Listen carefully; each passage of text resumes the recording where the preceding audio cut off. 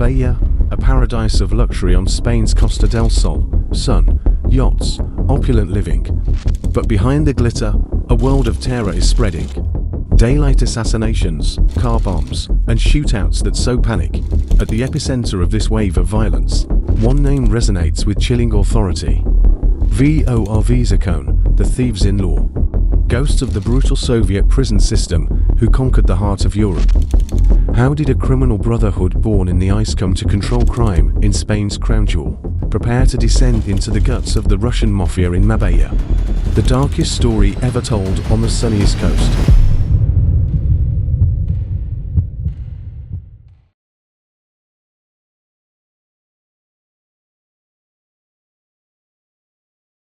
To understand their power on the sunny streets of Marbella, we must first travel to a nightmare. A frozen hell in the heart of the Soviet Union, the Gulag. This wasn't the birthplace of common criminals. This is where an aristocracy of the underworld was forged, an elite brotherhood known as the Vor V Zakone, which translates to thieves in law. It's not a nickname. It's a title of immense power and authority in the criminal world. Their power isn't just based on violence, but on an almost monastic code of honor, forged in the most brutal conditions imaginable. The rules are absolute. First, abandon your family. A VOR must renounce his father, mother, brothers, and sisters, proving a total and unique loyalty to the organization. Second, never, under any circumstances, cooperate with the state. They cannot serve in the army or accept a job or a weapon from the authorities. This is their essence, what defines them as pure criminals. And third, justice is internal. They are the only judges. They resolve disputes between other criminals and apply brutal punishments to those who break the code. Their history isn't written in books. It's written on their skin. Their tattoos are not decorations. They are a language, a resume of their criminal life that only other initiates can read. An 8-pointed star on the shoulders identifies a high-ranking VOR. A virgin with the baby Jesus indicates he has been a thief from a young age. This code and culture are not just a set of rules. They are a strategic tool that gives them a discipline and a reputation for reliability that other, more chaotic criminal groups do not possess. In a world of traitors, they are the authority. In the early 1990s, the walls of the Soviet Union crumbled, and from the chaos, an unstoppable force emerged. As Russia plunged into an economic crisis and a power vacuum, the Vor V Zakone and other criminal groups seized the opportunity to amass fortunes and unprecedented power, eventually controlling up to 80% of private businesses through extortion. Their expansion into the West was not a casual migration. It was a strategy.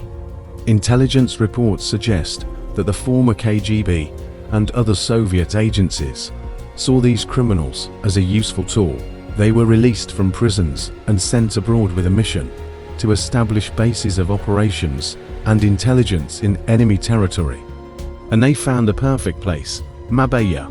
The Costa del Sol was already known as Europe's resort for mobsters. It offered everything a kingpin could desire: a place to launder money without raising suspicion, a luxury lifestyle to blend in with the jet set, and a strategic geographic location, a stone's throw from Africa, and with access to the main shipping routes of the Mediterranean. They didn't have to build a criminal world from scratch. The coast of crime had existed since the days of the Italian Mafia in the 80s. They simply executed a hostile takeover. They arrived with a more disciplined, more sophisticated, and far more ruthless business model. Although we call them the Russian Mafia, it's actually a generic label. These groups are a melting pot of nationalities from the former Soviet Union: Georgians, Ukrainians, Armenians, and Lithuanians.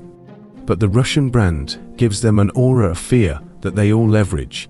The true genius of the Vor V Zakone in Marbella isn't extortion or drug trafficking. Their masterpiece is something else: money laundering on an industrial scale. The Spanish police themselves have defined them as a true multinational of money laundering, a description that perfectly captures their professionalism. Their modus operandi is of a sophistication never seen before. They created a network of cashiers throughout Spain, offices that managed daily cash deliveries and pickups that could reach €300,000. To avoid detection, they used professional equipment, high-capacity bill counters hidden in soundproof closets, so the noise wouldn't alert the neighbors. Their security was extreme. They changed houses and cars every few months and communicated through encrypted mobile phones that would simultaneously lock and wipe themselves if a member of the network was arrested. The most important part is their client list. They didn't just wash their own money.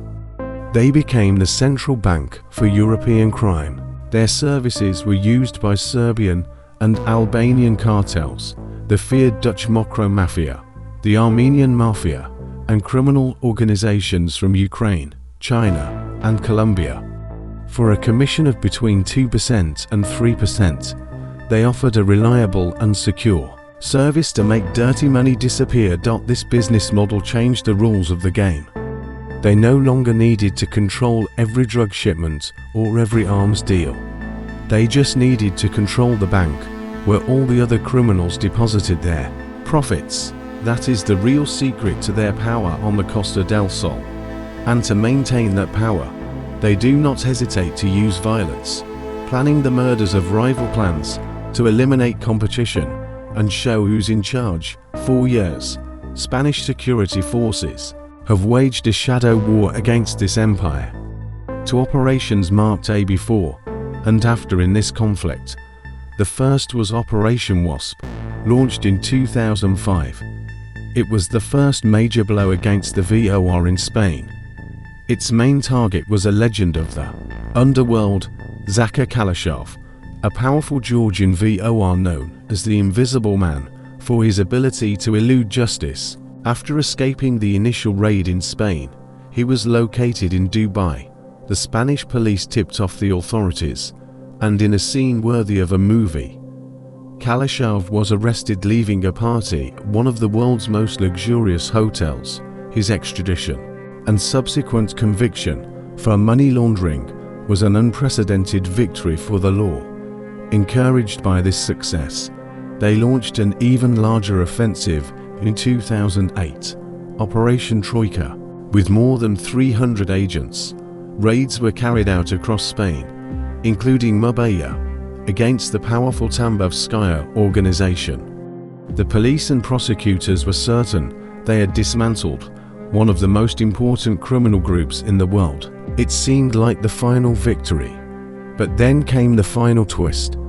10 years later, in 2018, the National Court acquitted all 17 defendants. The reason? The court ruled there was not enough evidence to legally connect the clean money and businesses they had in Spain with the organization's criminal activities in Russia. They had created a perfect firewall of lawyers, tax advisors, and shell companies. The failure of Operation Troika revealed a terrifying truth. The most powerful weapon of the Vor V Zakone is not a gun, but their deep understanding of Western legal and financial systems. They had learned to use the rule of law as a shield, turning the laws designed to protect citizens into their best defense. Today, the situation on the Costa del Sol more complex than ever.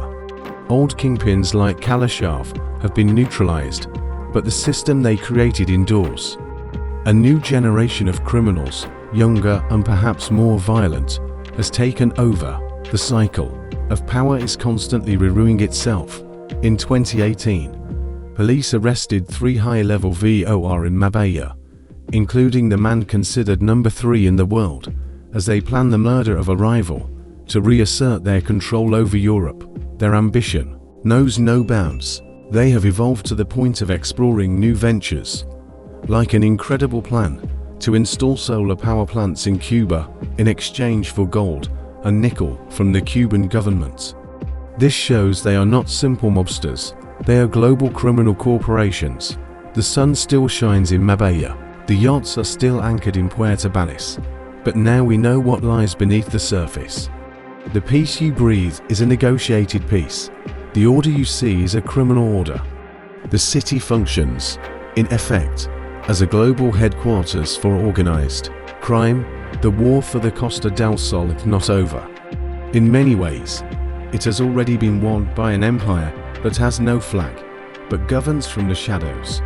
An empire built on the sunny shores of Spain by the heirs of the Gulag, the Vor V Zakone.